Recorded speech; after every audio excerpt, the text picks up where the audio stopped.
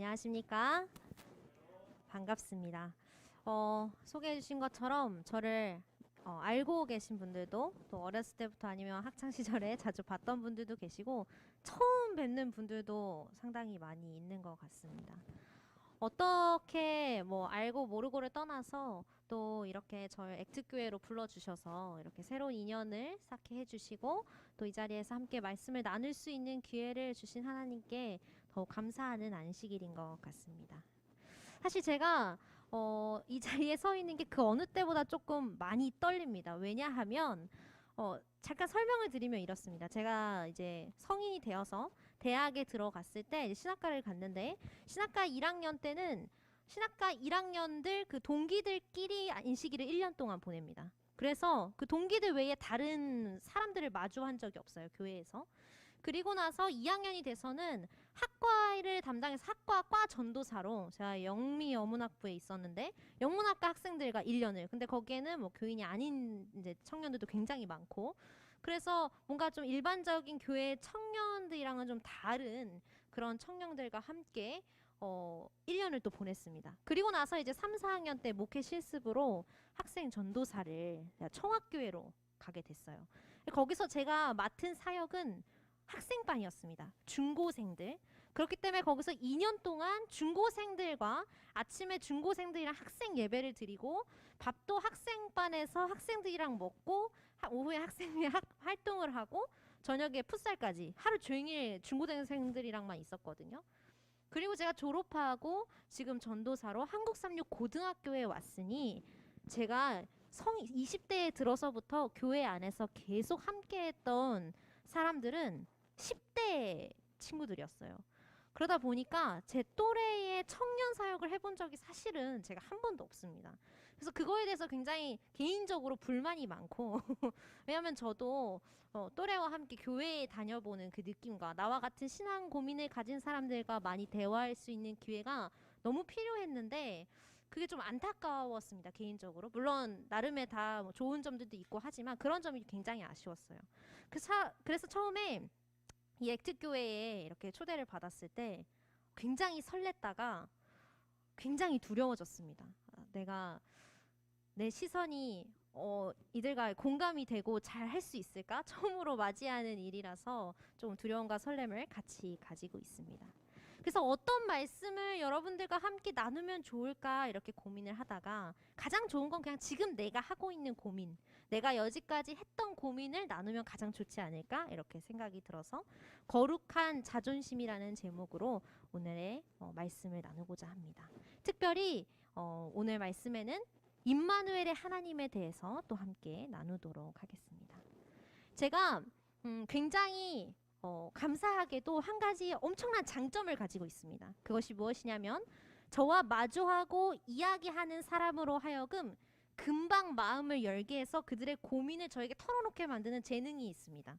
제가 자부하는 재능인데 저도 몰랐는데 다들 저한테 마치 고해성사를 하듯이 뭔가 이렇게 속에 있던 것들을 막 털어놓는 일들을 막 하루 이틀 안에 막 이렇게 이루어지기도 하더라고요. 그래서 하나님께서 저에게 이런 일을 좀 이런 사람으로 쓰시려고 하는 게 아닐까 이런 생각이 들었습니다. 그렇게 여러 사람들의 고민을 듣고 특히 요즘 이제 10대의 끝과 또 20대의 끝 아니면 30대 초반에 있는 지금 우리와 같은 상황에 있는 사람들의 고민을 요 근래 정말 많이 들었어요. 최근 2, 3년 동안. 그러면서 이들의 고민이 결국은 딱 두 가지라는 생각이 들었습니다. 여기 나오는 그림처럼 하나는 결혼이고 하나는 내가 뭘 먹고 사냐예요. 취업. 이렇게 두 가지 고민으로 간추려지더라고요. 왜냐하면 결혼에 이제 가면은 작게는 연애가 있고 크게는 인간관계가 있더라고요. 그 끝에는 항상 결혼이 있었어요. 우리 청년들의 고민에. 그리고 취업의 고민 쪽으로 가니까 처음에는 진로라든지 스펙이라든지 이런 고민을 하다가 나중에는 어떻게 해요?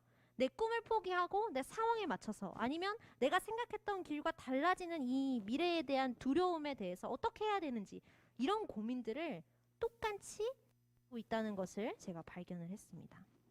성인이 되고 연애도 하고 이 꿈을 향해서 정말 밤새서 공부하고 시험도 준비하고 이러한 삶 속에서 사실은 아직도 계속 달려가고 있는데 아직도 이루어낸 것이 하나도 없는 계속 미래만을 바라보면서 꿈꾸게 되는 이 현실은 저만 갖고 있는 고민이 아니라는 것을 제가 알게 되었습니다. 참 신기하게도 대학만 가면, 졸업만 하면, 이 자격증만 따면, 이 직업만 가지면 내가 계획했던 대로 모든 것이 순탄할 거라 생각이 들지만 그 상황에 막상 도달하고 나면 또 다른 고민이 있고 또 아직도 해결되지 않고 그대로 그 자리인 것 같은 기분이 듭니다. 마치 어떤 느낌이냐면 16부작으로 만들어진 드라마인데 계속 뭔가 의미 없는 스토리를 이어가면서 이 드라마가 과연 처음 시작할 때처럼 성황리에 마칠 수 있을까라는 불안감을 들게 하는 그런 기분을 저희가 느끼게 되는 것입니다. 요즘에 제가 오늘도 청첩장을 하나 받았는데 주변에 친구들이 계속 결혼을 해요. 제 또래들이 왜 이렇게 빨리 결혼을 하는지 모르겠어요. 자꾸 막 친구들이 결혼을 막 하고 막 취업도 하고 뭔가 이렇게 굉장히 우리가 보기에 완성된 듯한 그런 모습으로 친구들이 주변에서 살아갈 때에 이런 기분이 듭니다. 내가 뒤처지고 있는 기분이 드는 거예요. 난 가만히 있는데 이들이 너무 빨리 앞으로 가니까 내가 마치 뒤처지고 있고 뒷걸음질 치는 것 같은 기분이 들 때도 있었습니다. 제가 뭐 이 자리에서 제 개인적인 뭐 이야기를 다 할 수는 없지만 너무 가슴 아팠던 사랑과 현실적인 결혼에 대해서 제가 부딪혔던 경험도 있고 아니면 이 고학력과 스펙을 이게 대학을 나온다는 건 사실 세계적으로 봤을 때 굉장히 고학력이거든요. 이런 고학력과 내가 뭔가를 하기 위해서 쌓았던 스펙 속에서도 내가 1인분을 하면서 서 있을 자리가 이 사회에 없다는 그런 공허함, 느낌 이런 것들이 저의 뭐랄까요 이 자존심과 자존감을 굉장히 많이 무너뜨리면서 제가 20대의 초반을 보냈던 것 같습니다. 그런데 이런 말씀이 성경에 있는 것입니다. 어렸을 때부터 계속 봐왔던 말씀인데 이게 불현듯 제 마음속에 20대의 중반에 들어서면서 꽉 찼어요. 마태복음 1장 23절에 있는 말씀입니다. 보라 처녀가 잉태하여 아들을 낳을 것이요 그의 이름은 임마누엘이라 하리라 하셨으니 이를 번역한즉 하나님이 우리와 함께 계시다 함이라. 저는 태어나면서부터 하나님을 믿는 부모 밑에서 그리고 누구보다 이 교회와 떨어질 수 없었던 목회자 가정에서 태어났습니다.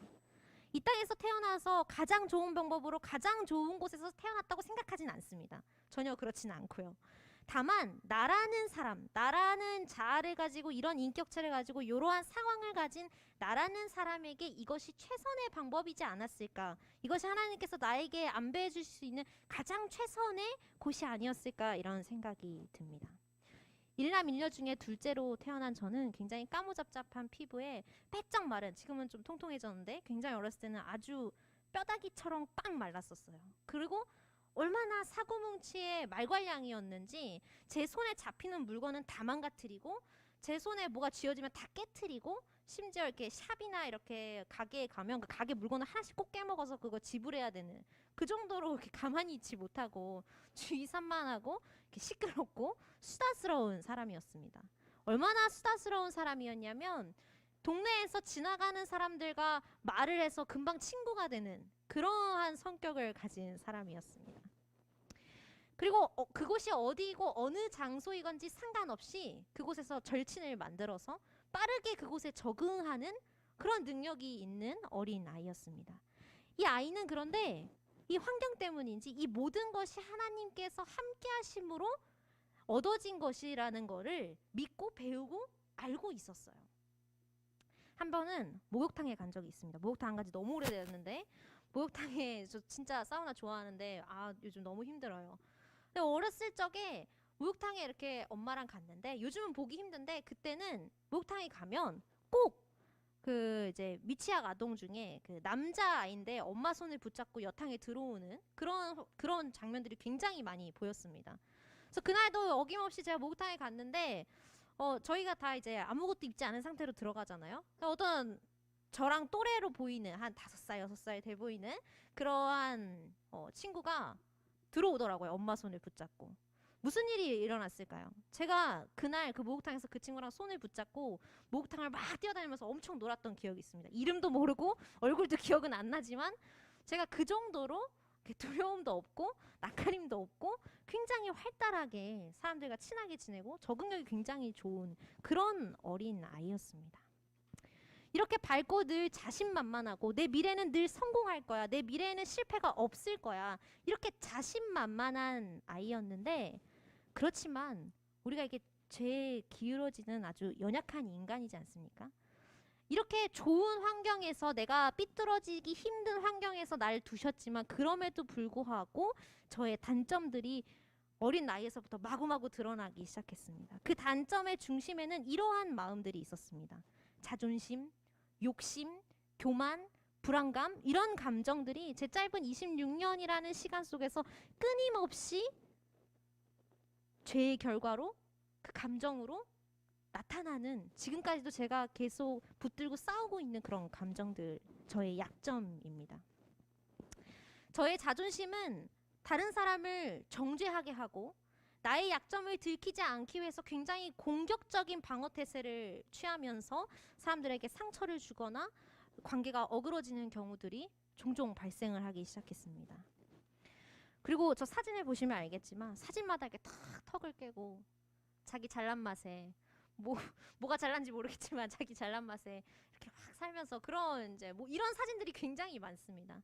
그리고 여기 보시면 약간 흑백 사진처럼 보이는 이 사진이 아주 탐욕스러운 그런 사진입니다. 초등학교 입학할 때였는데 초등학교 입학을 하니까 얼마나 축하해주는 사람이 많겠어요. 그래가지고 뭐 새로운 가방도 사주고 뭐 노트도 새로 사주고 학용품도 사주고 막 꽃다발도 선물해주고 막 그랬어요. 그거를 너무 기쁘고 너무 행복하더라고요. 갑자기 저만을 위해서 막 갑자기 막 새 것들을 막 사주면서 축하해주니까.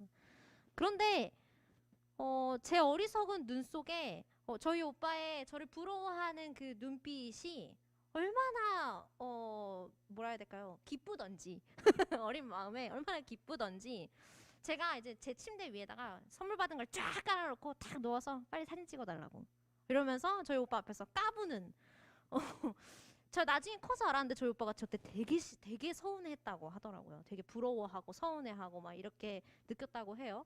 그런 감정을 느끼는 가족 앞에서 나는 그래 부럽지? 막 이러면서 얼마나 얄밉게 얼마나 재수없게 그런 성격을 좀 어렸을 때 많이 갖고 있었던 것 같아요. 너무 욕심이 많아서 아직도 기억하는데 저희 아버지가 저한테 어렸을 때 매일매일 매시간 하던 소리가 있습니다. 예인 욕심 버려. 이 말을 제가 귀에 딱지가 않도록 들었어요. 얼마나 욕심이 많으면 그렇게 얘기하셨을까. 사실 뭐 욕심을 부린 사람은 사실 잘 기억은 안 나는데 뭐 주변에서 자꾸 욕심이 많다고 얘기를 하니까 제가 기억하고 있습니다. 그런데 시간이 흐르면서 정말 다행히 저는 성장을 했고 저의 문제점도 제가 많이 발견하게 됐고 많이 고쳐 나갔다고 생각을 합니다. 그렇게 이 성장을 도우신 분이 임마누엘의 하나님이셨는데 하나님께서 여러 가지 방법으로 제 삶에 개입을 하셨어요. 때로는 내 스스로가 고뇌해서 자아 성찰이라고 하죠. 나를 되돌아보게 하게끔 하는 그러한 심령을 심어주셔서 나 혼자 있는데 내가 혼자 자아 성찰하고 내가 혼자 깨닫고 혼자 변하는 경험도 가지게 됐습니다. 사람이 원래 이렇게 변하는 사람이 아닌데 그런 경험도 하게 됐고 또 어떤 방법이 있었냐면은 굉장히 평온한 일상에서 크고 작은 균열들을 일으켜서 그 균열들 틈 속에서 내가 잘못됐음을 알게 하는 방법도 사용하셨고 그 다음에 이제 저한테는 굉장히 강력한 방법이었는데 아주 몇몇의 강력한 저만을 위한 선지자를 제 삶에 콕콕 심으셔서 그 선지자들로 하여금 저에게 악함을 꾸짖도록 하는 일조차도 마다하지 않으셨습니다. 어린 시절에 유행하던 게 있었어요. TV를 키면 이런 만화 영화가 엄청 깔려 있었습니다. 막 샤랄라 하면서 변신해가지고 갑자기 막 모습이 막 바뀌더니 뭐 어려운 사람을 도와주고 이렇게 나쁜 사람들을 이렇게 딱 물리치는 그러한 종류의 뭐 여학생들이 좋아하는 만화나 남학생들이 좋아하는 만화나 다 그런 식의 만화 영화들밖에 없었어요. 그러니 제가 그런 만화 영화를 보고 완전히 현혹이 돼가지고 저거다. 의인의 삶이란 저런 것이다. 그래서 들은 건 있으니까 의인의 삶이란 바로 저런 것이야 하고 제가 열심히 밤낮 쉬지 않고 기도를 하기 시작했습니다. 하나님 저에게 능력을 주십시오. 제가 변신을 해서 저 불쌍한 사람들 돕고 나쁜 사람들을 다 이렇게 치워버리고 할 수 있는 그런 능력을 주십시오. 구체적으로 기도하라고 했으니까 구체적으로 제 등 뒤에 날개가 돋게 해주십시오 라고 기도를 했어요. 그렇게 며칠 동안 진심을 다해서 기도한 다음에 교회 옥상으로 올라갔습니다. 교회가 5층인가 6층이었는데 교회 옥상에 올라가서 마지막 기도를 드렸어요. 하나님, 저 분명히 말씀드렸습니다. 제 등 뒤에 날개가 돋게 해달라고 했습니다. 제 등 뒤에 날개가 돋아서 제가 날개가 생기고 능력이 생기면 제가 앞으로 하나님을 위해서 제 모든 삶을 바치겠습니다. 얼마나 경건하게 기도했는지 몰라요. 그리고 이제 준비를 했습니다. 자, 저 믿습니다. 하나, 둘, 셋. 아! 무슨 일이 벌어졌을까요? 하나님은 이렇게 자신만만한 제 인생에 한 가지 약점을 하나 더 주셨는데 바로 두려움이었습니다. 제가 엄청 겁쟁입니다. 저는 미끄럼틀도 지금도 못합니다. 미끄럼틀도 못하고 제가 가장 싫어하는 데이트 코스가 있는데 놀이동산이에요. 저는 회전목마밖에 못 타요. 사람들이 소리 지르고 타는 모습이 보면 심장이 막 뛰어요. 저걸 왜 타지? 죽고 싶은 건가? 막 이런 생각이 들 정도로 겁이 굉장히 많습니다. 그러니 담대하게 기도하고 제가 뛰어내리려 하는 순간, 밑이 딱 보이는 순간 몸이 얼어버렸어요. 그리고는 그 떨어질 것 같은 그 순간에 제 등을 이렇게 느껴봤습니다. 돋았을까요? 안 돋았을까요? 당연히 안 돋았죠. 그래서 그 자리에서 엉엉 울면서 원망의 기도를, 어떻게 나를 이렇게 버리시냐면서 원망의 기도를 6살 때 제가 교회 옥상에서 엄청, 전 진짜 진지했습니다. 막 울면서 어떻게 제 기도를 안 들어주실 수가 있냐고. 하나님, 제 기도 다 들어주신다 그랬는데 어떻게 이러실 수가 있냐고. 그렇게 한탄의 기도를 했습니다. 제가 그때 기도원 이야기를 배웠거든요. 이 사사기 6장에 나오는. 기도원이 이런 시험을 하잖아요. 양털을 갖다 놓고 타작마당에 이 양털만 적게 해주시고 땅만 적게 해주시고 하나님 그거 다 들어주셨단 말이에요. 제가 이 이야기를 보고 얻은 아이디어였어요. 나도 하나님을 한번 시험해보자. 들어주실 거다. 나도 기도원과 같은 영웅이 되게 하실 거다. 이렇게 생각을 했습니다. 그렇지만 제가 이 이야기는 알고 있었지만 TV 속에 있는 내용을 전 믿고 이 기도원의 이야기는 알고 있었어요. 참 우리가 뭘 알고 뭘 믿느냐는 굉장히 중요해요. 일에 비극이 되지 않게끔 하나님께서 저에게 두려움을 주셨다는 것입니다. 나의 단점이 나를 살리는 계기가 되게 된 일이었습니다. 제 생활기록부를 보면은 임명장이 굉장히 많습니다. 상장보다 조금 더 많은 것 같아요. 상장과 임명장으로 이렇게 있으면 임명장이 엄청 많은데 제가 반장, 부반장을 굉장히 많이 했어요. 초등학교 때부터 고등학교 졸업할 때까지. 늘 오른편에 속해 있는 사람이었어요. 누가 보기에도 굉장히 바르고 정직하고 뭔가 신뢰할 만한 그런 입장에 늘 서 있는 사람이었습니다.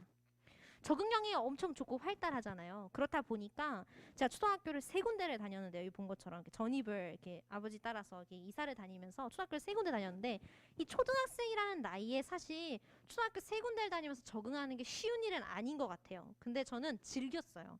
가자마자 들어가서 전학 오자마자 그 반의 반장. 가능하시겠습니까? 전 그걸 해낸 사람이었어요. 지금은 못할 것 같은데 저 때는 그게 가능했습니다. 들어가자마자 뭐 제가 4학년 때 이 노일초등학교랑 서울로 이제 처음으로 와서 집 앞에 있는 학교를 갔는데 애들이 4년 동안 같이 학교를 다녔어요. 유치원도 막 다 같이 다니고 그 아이들을 다 뚫고 제가 반장이 된 거죠. 무려 1년 동안 반장, 부반장 2번 다 했습니다. 1, 2학기. 굉장히 전 자신만만했어요. 저는 뭐든지 다 잘할 수 있을 거라고 생각을 했습니다. 그런데 문제가 있었던 거죠. 이 모든 것이 점점 시간이 지날수록 내가 뛰어나서, 내가 대단해서, 내가 매력적인 사람이라서, 내가 가능하다고 생각하니까, 내가 능력이 있으니까 이 모든 것을 이뤘다고 점점 믿기 시작했습니다. 심지어는 그것을 넘어서서 내가 옳고 다른 이들은 나보다 뒤떨어지다는 생각까지, 굉장히 교만한 생각까지도 하게 됐다는 거죠. 초등학교 이 어린 나이에 말이에요. 그러니 이 좁은 세상 속에서 이 교실에서 반장 됐다고 막 이제 막 기분이 좋아가지고 이제 자랑스럽게 살다가 초등학교 5학년 때 어쩌다가 이제 태양삼육으로 전학을 오게 됐어요. 근데 태양삼육 초등학교 애들이 굉장히 그 엘리트더라고요. 갔는데 성적이 진짜 제가 원래 항상 반에서 막 5등 안에도 있고 막 이랬거든요. 갑자기 저 바닥에서 막 5등 안에 막 가기 시작하고 뭐 막 갑자기 수학을 막 영어로 풀고 막 이상한 애들이에요. 막 선생님한테 막 우리말 나라 말이 아닌 말로 막 그냥 하루 종일 대화하고 막 영어만 하는 게 아니라 막 중국 난리가 난 거예요. 그리고 또 노래는 또 왜 이렇게 잘하고 또 악기는 또 왜 이렇게 잘하는지 굉장히 그때 제 자존심에 큰 상처를 입었습니다. 그래서 점점 제가 의기소침해지기 시작했어요. 점점 자신감을 잃어가기 시작했습니다. 그런데 그렇게 약간 자존심이 약간 상해 있는데 전학 온 지 며칠 안 됐을 때 제가 이제 적응을 하는 걸 굉장히 잘 도와줬던 친구가 한 명 있었어요. 저를 그냥 전학 온 첫날부터 저를 굉장히 잘 챙겨줬어요. 같이 밥 먹으러 가자고 하고 뭐 수업 이동하자 그러면 같이 가자고 하고 굉장히 잘 챙겨줬는데 제가 이 친구한테 큰 실수를 하고 맙니다. 딱 이렇게 같이 막 가고 있었는데 제가 아직도 기억나요. 이렇게 계단을 내려오고 이렇게 복도가 있는 그런 곳이었는데 계단 이렇게 막 내려오다가 딱 친구를 봤는데 언뜻 이 목에 뭔가 반짝반짝 뭔가 비치는 거예요. 딱 봤더니 금색으로 금인 거 진짜 금이었어요. 금으로 된 미키마우스 목걸이를 딱 차고 있는 거예요. 제 머리에 딱 빨간불이 들어왔습니다. 자, 이제 교만과 자신감과 올바른 가치관을 막 살아나기 시작했어요. 그리고는 아무런 필터링 없이 이렇게 거만한 표정으로 얘기했죠. 너 지금 목걸이 찬 거야? 네. 그 당시에 저는 그랬어요. 왜냐면 안 된다고 배웠거든요. 이렇게 하면 안 좋은 거라고 배웠어요. 그런데 그 순간에 제가 저를 도와주고 저를 굉장히 사랑해줬던 진심으로 대했던 그 친구에게 이 친구는 마치 마음은 돌보지 않고 외모만 꾸미는 사람으로 마치 이 사람은 모든 율법을 지키지 않고 하나님과 반대되는 삶을 사람으로 제가 보고 지적하고 그 친구를 곤란하게 만든 거예요. 그 친구가 저에게 좀 부끄럽게도 끝까지 저에게 그 일을 가지고 뭐라고 하지는 않았어요. 그런데 그때 그 친구의 표정이 아직도 기억이 납니다.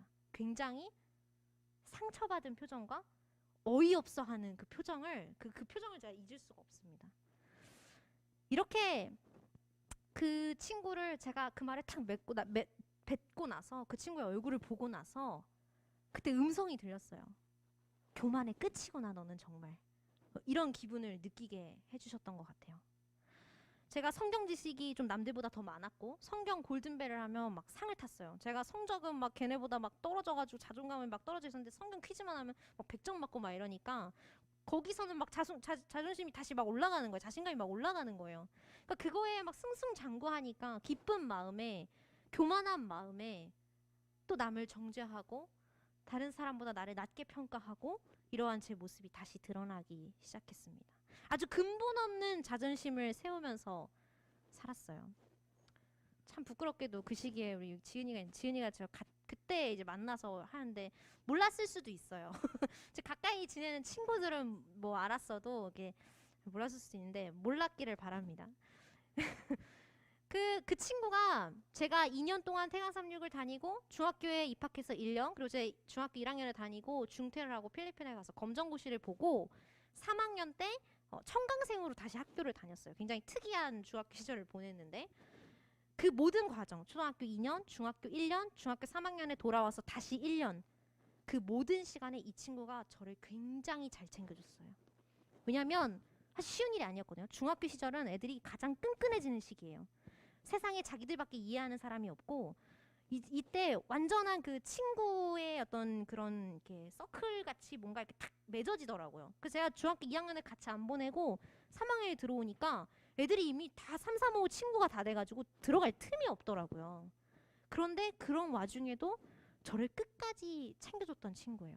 그런데 그 친구는 학교에서 선생님들한테 맨날 혼나고 복장만 보면 약간 날라리 같기도 하고 이런 친구였어요. 저는 누가 봐도 모범생이었고 선생님들이 저를 굉장히 믿어주고 반장도 맨날 하고 이러는 사람이었지만 하나님 보시기에 누가 더 아름다운 사람이었는지는 사실 자신이 좀 없습니다. 지금 제가 되돌아보면. 이렇게 제가 성장한 것 같았지만 몸만 컸지 결국은 제가 그닥 변하지 않은 것 같은 기분을 중고등학교 시절에 느꼈습니다. 그리고 대학교 1학년 때 저에게 아주 큰 선지자를 한 명 보내셨습니다. 조금 무리와 섞이지 못하고 있는 친구가 있어서 제가 그 친구를 굉장히 잘 챙겨야겠다. 저 친구는 적응을 잘 못하니까 내가 도와줘야겠다 이런 생각을 하면서 제가 또 이제 뭔가 또 더 위에 있다고 생각하고 그 친구를 좋은 마음으로 이제 잘 이제 케어하고 돌보려고 했어요. 그래서 굉장히 친해졌어요. 근데 이렇게 잘 지내다 보니까 정말 괜찮은 친구더라고요. 속도 굉장히 깊고 대화도 잘 통하고 너무 착하고 그래서 굉장히 친해졌는데 그렇게 친해졌다고 생각한 지 한 세네 달 정도 지났을 무렵에 삼립대학교 도서관인데 이 도서관 앞에서 저녁에 이렇게 캄캄한 밤이었어요. 저녁에 저한테 이 친구가 평생 잊지 못할 한마디를 합니다. 혜인아, 너가 착한 줄 알지? 너 별로 안 착해. 이러는 거예요. 그래서 제가 너무 어이가 없더라고요. 뭐라는 거야, 제가 지금. 내가 지금, 뭐, 적응 못하는 애 도와줬더니 뭐 저런 말을 해. 말하면서 기분이 굉장히 나빴어요. 그리고는 그 친구를 쳐다보기 싫더라고요. 싸우고 싶진 않고, 쳐다도 보기 싫어서 약간 이제 안 마주치려고 막 이렇게 막 이렇게 좀 피해 다니고 막 그랬어요. 그런데 이 말이 정말 잊혀지지 않아서 계속 머리에 맴돌고 생각을 하게 됐어요. 왜 내가 이런 말까지 들었을까? 그러면서 제가 방금 했던 그런 이야기들 있잖아요. 주마등처럼 어렸을 때부터 중학생, 초등학교 때부터 제가 내뱉었던 말들, 내가 했던 행동들이 막 기억이 나더라고요. 그리고 나도 모르는 새에 이 친구에게 난 좋은 마음으로 다가간 거였지만 나의 교만과 나의 근본 없는 자존심이 이 친구에게 과감히 드러난 게 아닐까? 내가 생각하는 어떻게 보면 좀 약자라고 할 수 있는 내 입장에서 한 친구한테 나의 모습이 너무 과감하게 드러났나? 이런 걱정이 들었습니다.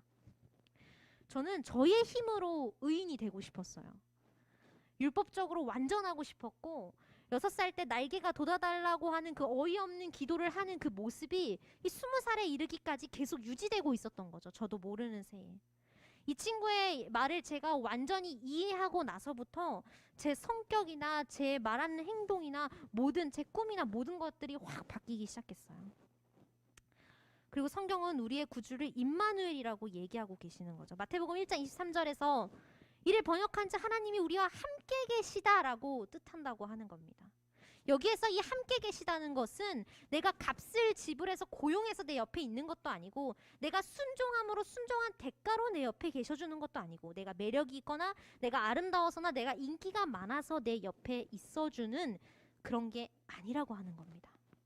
뭐냐면은 심지어 하나님을 찾는 자가 없어도 함께 해주시는 분이 임마누엘 하나님이라고 하는 거예요. 하나님을 찾는 자가 없어도 그러니까 내가 이기적이고 내가 교만하고 내가 욕심이 많고 내가 늘 이렇게 죄에 가까운 상태임에도 불구하고 하나님께서 나를 아니야 너는 이제 의로워 내가 바뀐 게 없는 것 같은데 너는 의인이야 내가 그렇게 너를 칭하니까 라고 말해주시는 분이 임마누엘 하나님이셨습니다. 한 청년이 저에게 와서 고백을 했습니다. 저도 어릴 적에는 행복한 가정을 꾸리고 토끼 같은 자식을 키우며 사는 평범한 삶을 꿈꾸던 사람입니다. 하지만 취업을 하기 위해서 애쓰고 돈이 없고 내세울 것 없어서 작아진 제 자신을 보니까 그냥 혼자 먹고 살면 지금처럼 살아도 부족하지 않다는 것을 인지했습니다. 그런데 이런 저에게 오랜만에 집에 들어가면 고생이 많지 힘들지 아이고 사랑하는 내 딸아 하시면서 안아주시는 부모님이 계신 게 아니라 이 철없는 거사 어쩔 거야 나이는 먹고 시집도 못 가고 살은 찌고 어쩌려고 그래 하시면서 잔소리를 하시는 나를 사랑한다고 말하는 부모님을 마주하면 기분이 굉장히 이상해지더라고요. 내가 어린 나이에 행복한 가정을 꾸리고 싶었던 것이 주입식이 아니었나 하는 생각도 들고 요즘 보니까 이혼도 많이 하고 자녀 키우기 힘들다면서 죽은 듯 살아가는 또래 친구들도 많던데 전 그냥 적당히 벌어서 혼자 먹고 살면서 그렇게 독신으로 살아가는 것이 더 행복한 삶이라고 생각합니다. 그런데 이런 저를 어른들은 이상한 눈으로 봅니다. 제가 이상한 걸까요? 이런 저의 결정을 게을러서 어린 나이에 철이 덜 들어서라고 말합니다. 전 너무 처절하고 너무 절박한데 전쟁을 하는 시대도 아닌데 전 가난하고 고통스럽고 배가 고픕니다.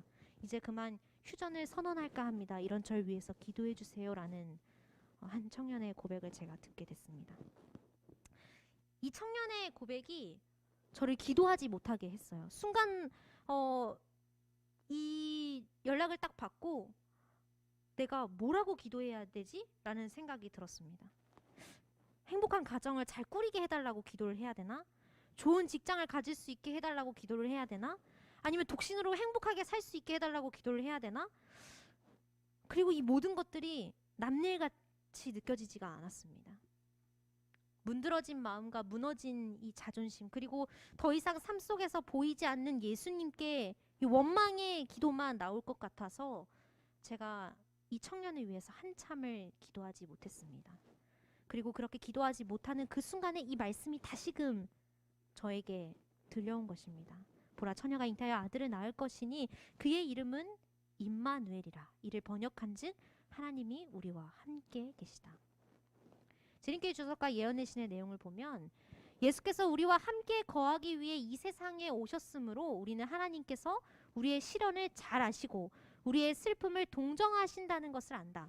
아담의 모든 자손들은 우리의 창조주가 죄인들의 친구이심을 알 수 있다. 이는 구주의 지상생애 가운데 나타난 모든 은혜의 교훈과 모든 기쁨의 약속과 모든 사랑의 행위와 모든 거룩한 이끄심을 통하여 하나님이 우리와 함께 계심을 우리가 보기 때문이다. 사단은 하나님의 사랑의 율법을 이기적인 율법으로 나타낸다. 그는 우리 인간이 그 교훈에 순종하는 것이 불가능하다고 선언한다 하면서 뒤에 설명이 나옵니다.